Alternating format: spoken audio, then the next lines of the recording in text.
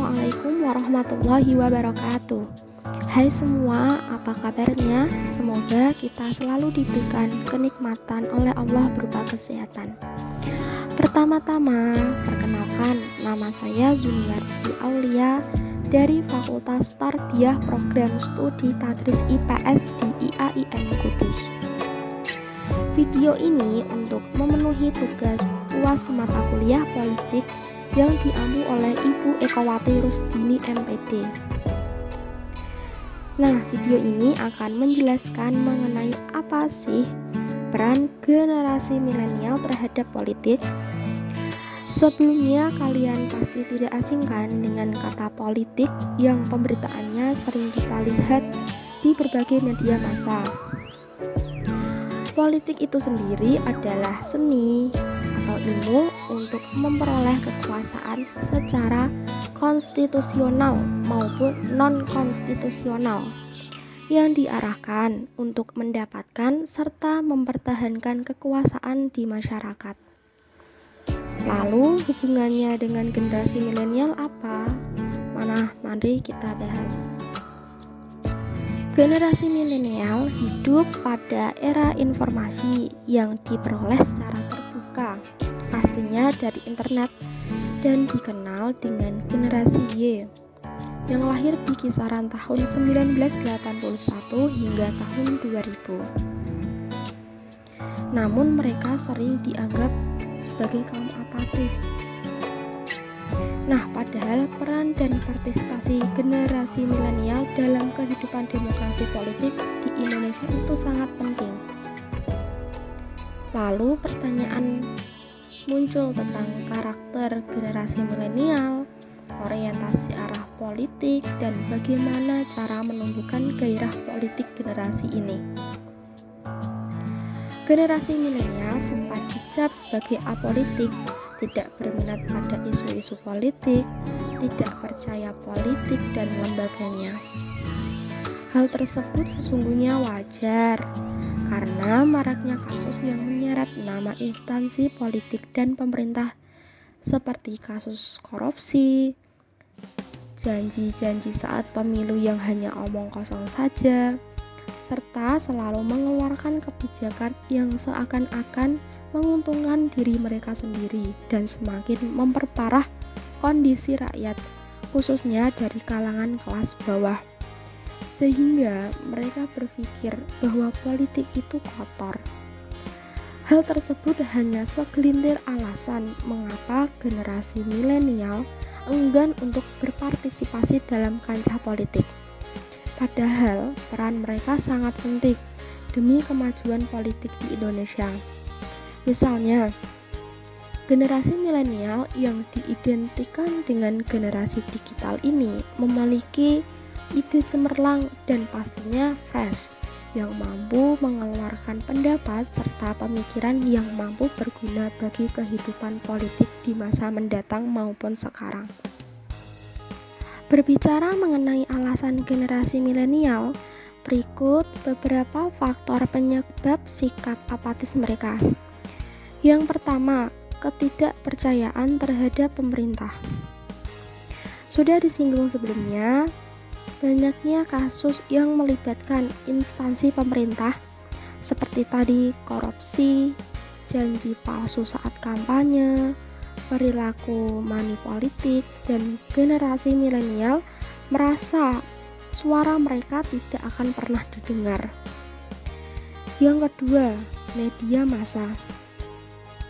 Media massa menjadi faktor kedua karena pemberitaan yang selalu negatif memicu pemikiran bahwa politik itu kotor, hanya ajang memperkaya diri sendiri tanpa memikirkan nasib rakyat, khususnya dari kalangan menengah ke bawah. Yang ketiga, kurangnya sosialisasi politik. Pengetahuan yang minim mengenai politik berdampak pada lemahnya partisipasi terhadap kehidupan berpolitik. Jika seseorang paham akan hal tersebut, maka akan lebih mengerti tentang nilai dan norma kehidupan yang berlaku di negara. Sosialisasi politik bisa dilihat sebagai sebuah lanjutan dari pengetahuan yang berisi tentang nilai-nilai politik. Sosialisasi ini membuat seseorang bisa mendapatkan ilmu pengetahuan dan keterampilan. Keterampilan dan ilmu tersebut bisa digunakan untuk sebagai petunjuk dalam melakukan peran politiknya. Selain itu, dapat mengenal gejala politik dan masalah-masalahnya, serta dapat meningkatkan kualitas kesadaran politik rakyat menuju peran aktif dan partisipasinya terhadap pembangunan politik bangsa. Ketiga hal tersebut merupakan sebagian kecil alasan generasi milenial yang tidak mau ikut berpartisipasi dalam politik. Tentunya banyak faktor yang melatar belakangi permasalahan tersebut. Generasi milenial umumnya dipandang sebagai kaum yang kreatif dan kritis. Tentunya masih sedikit yang berpikiran terbuka tentang kondisi politik dan mengkritisi apa yang terjadi di negara Indonesia. Generasi milenial didorong untuk lebih peduli terhadap kondisi politik, bukan hanya sekedar mengkritik, namun membuat gagasan yang mendorong sebuah perubahan. Tingkat kedewasaan dan pengalaman dalam hal-hal yang berkaitan dengan dunia politik menjadi salah satu kunci keterlibatan generasi ini untuk aktif atau tidak dalam ranah politik.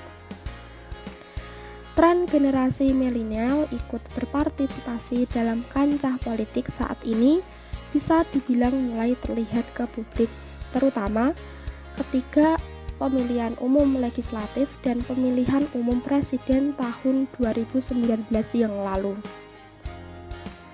Banyak anak-anak muda muncul sebagai calon legislatif dan bahkan menjadi juru kampanye dari pasangan calon presiden yang mereka usung.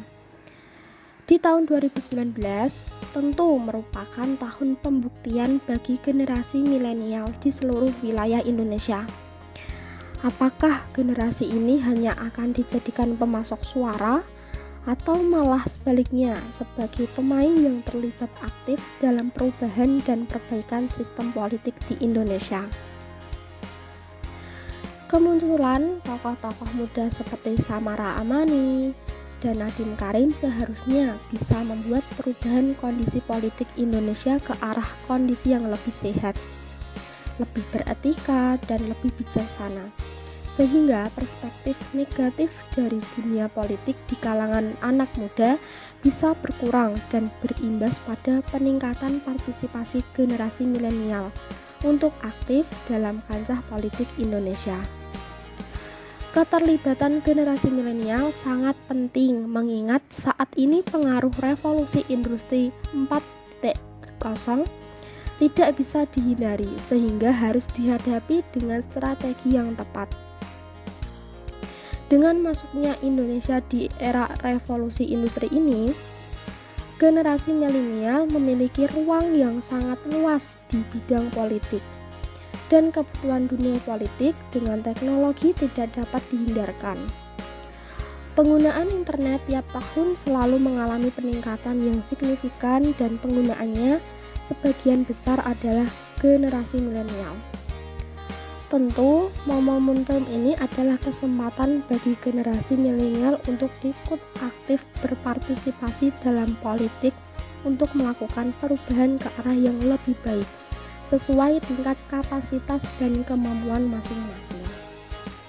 Para kaum milenial dapat berpartisipasi dalam kegiatan berpolitik antara lain seperti mencalonkan diri sebagai legislatif, anggota pengawas pemilu, LSM, kreatif political content creator, maupun menjadi konsultan politik. Sangat penting untuk diperhatikan, jangan sampai generasi milenial hanya menjadi pengamat tanpa ada tindakan dan cenderung dimanfaatkan dalam dunia politik hanya untuk memperoleh suara. tanpa pernah diberikan ruang untuk berkreasi dan mengeluarkan aspirasi.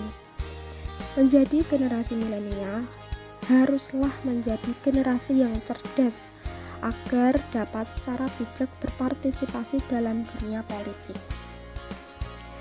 Kaum milenial, khususnya para mahasiswa yang merupakan partisipasi penggerak awal demokrasi, sikap apatislah yang akan menjadi pelemahan demokrasi. Jadi dari mahasiswa itu sendiri, jika mereka acuh terhadap politik, maka siapa yang akan mengontrol politik di negara Indonesia kalau bukan mahasiswa?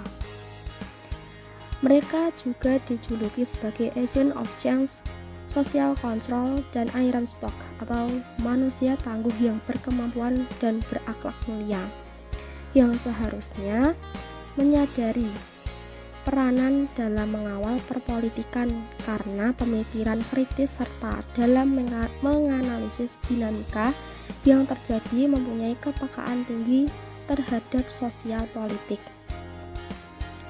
Perlu juga mahasiswa melek terhadap politik di Indonesia karena kebijakan yang akan dikeluarkan oleh penguasa pastinya berdampak terhadap seluruh aspek masyarakat. Nah, penting bagi mahasiswa adanya social control sebagai wadah masyarakat yang menjadi harapan mereka untuk mengawal perpolitikan. Generasi milenial dapat menjadi wakil dari masyarakat untuk kehidupan politik yang lebih sehat.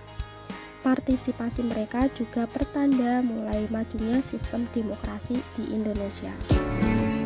Demikian video dari saya. Apabila ada kesalahan, saya mohon maaf. Wassalamualaikum warahmatullahi wabarakatuh.